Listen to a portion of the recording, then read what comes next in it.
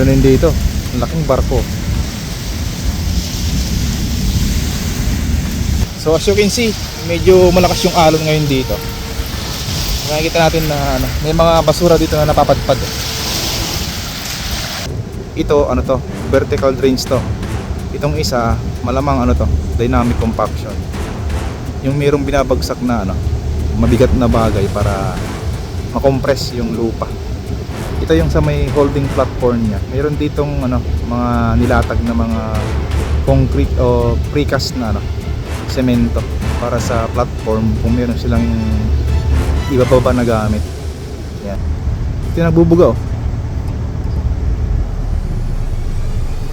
galing sa galing sa barge. Yung bumubulwak na yan. Dalawa yung galing sa barge. Meron dito, meron din dito, tsaka dito tatlo. Ito yung isang klase naman na dredger, yung kinukuha yung buhangin or lupa sa ilalim ng dagat. Yan siya, parang clamp type siya. Yan, pupunta sa ilalim ng dagat yan. Tapos yung buhangin sa ilalim, kinaklamp niya.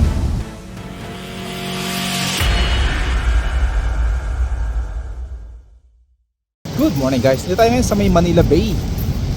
At ito yung Philippine Yacht Club dito sa may tabi niya. Check natin dito kung yung status dito sa ginagawa nilang Dolomite Beach. Meron dito itong pinaka restroom nila. Dito, public restroom. Hindi ba ito bukas kasi parang ginagawa pa. Ito naman yung dito, karugtong ng white beach na ginawa nila. Tingnan natin. Uy, ano to? Yan. Ito pinakagilid. Meron din dito, ang laking barko. Parang passenger na yan, barko. Ito tayo sa may gilid.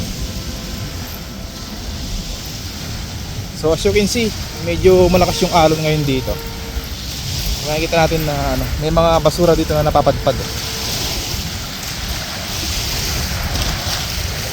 Sa mga basura sa gilid. Andun yung main ng Dolomite Beach. Yan yung bukas sa publiko.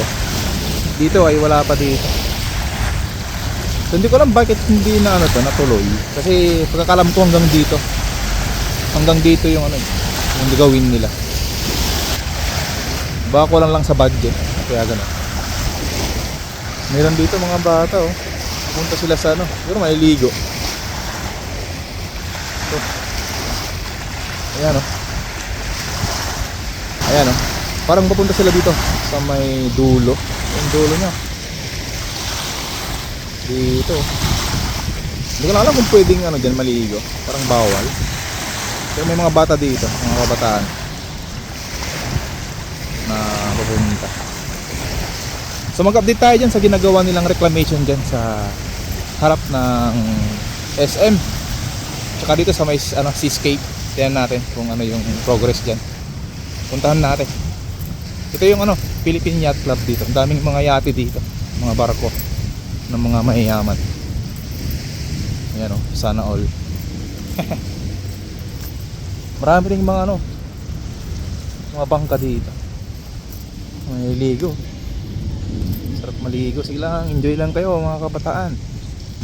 So punta natin doon sa banda doon sa may seascape. Let's go. Ayan, nasa tabi na tayo ng seascape. Tingnan natin dito yung latest na kaganapan dito. At dito yung bandang MOA. Yan ito. Yung Mall of Asia. Tingnan natin dito. May mga suction dredger dito. Meron ding dito. May truck sila. Parang nagdadala sila ng gamit. Yan. Marami na silang dito, equipment Meron pang mga crane dito, tsaka excavator. At mayroong nagbubuga dito ng buhangin. So hanapin natin yung suction dredger nito kasi mayroong dito. bumubulwak yung buhangin. So malamang nandito lang. Ito siguro yon, ito. O yung malapit doon, tingnan natin. Malamang ito yung suction dredger na nagsisip-sip yung bumubulwak dito sa may gilid. Tapos meron din dito a barge. Yan, mayroon siyang crane na dalawa sa gilid. Meron dito. Ito yung sa may gitna niya.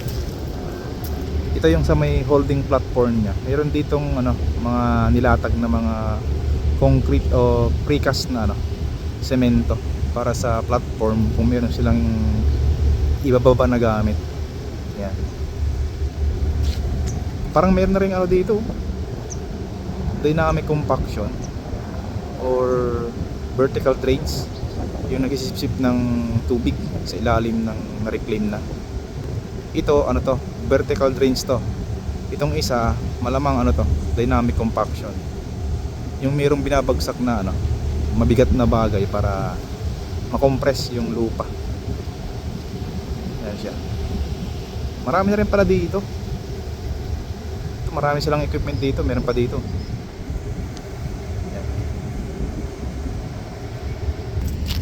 Tsaka dito sa gilid ng itong sa may seascape, ito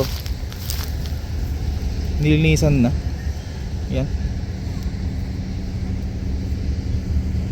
Parang may gawin dito So tingnan natin sa susunod na mga update natin.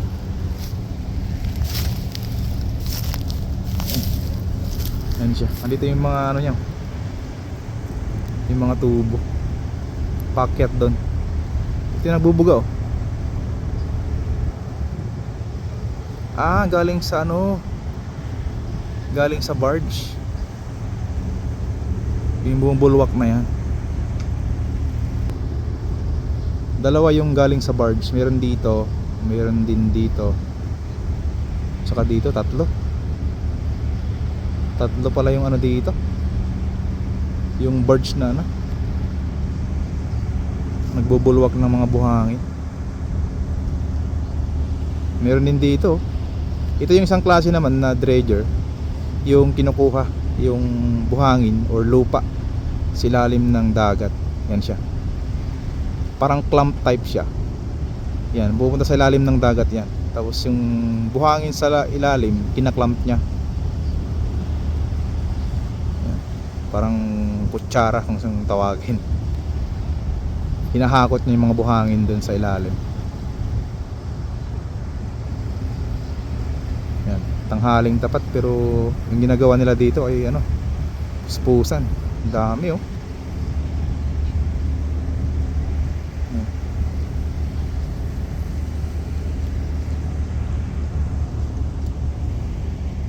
Ano kaya tong gamit dito yan?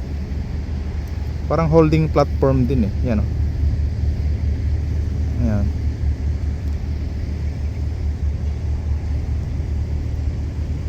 Yung isang suction dredger dito nung nakaraan, wala na dito. Dito banda yung location niya. Hindi ko na alam kung nilipat dun sa unahan. Doon. Makikita natin yan pag meron ng drone. Yan, paliparan natin ng drone mamaya para makita natin. Yan. Basta ito yung dito, kaganapan ngayon. Yan, ito isang barge dito sa gilid. Katapat lang to ng yung sa may seascape, yung barge na yan. Napansin ko lang dito na maraming basura dito sa baba. Yan parang dito nagtatapon yung mga ibang tao.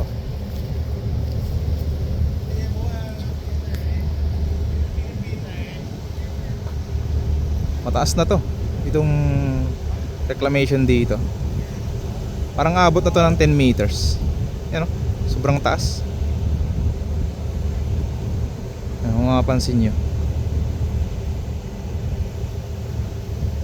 dati meron dyan sa harapan dito, pero nagkaroon ng memorandum yata na tatanggalin to kasi yung layo niya mula dito sa gilid ng Manila Bay hanggang dun yun sa may na-reclaim na yun ay 300 meters. Ito yung request nila na allowance dito sa harapan kasi pagkakalam ko lalagyan to ng tulay daw. Tatawid dun sa reclamation area. So pag mayroon ng mga building dyan, karoon dito ng ng tulay. So maganda. Maganda yung view dito.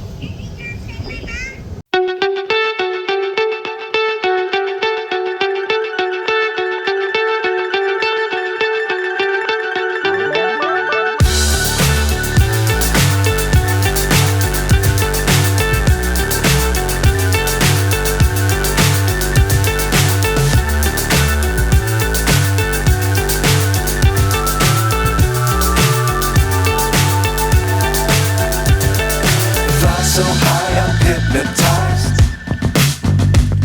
What's up is down, what's left is right. Chasing stars and holding you. I can't see the end, but we'll see it through.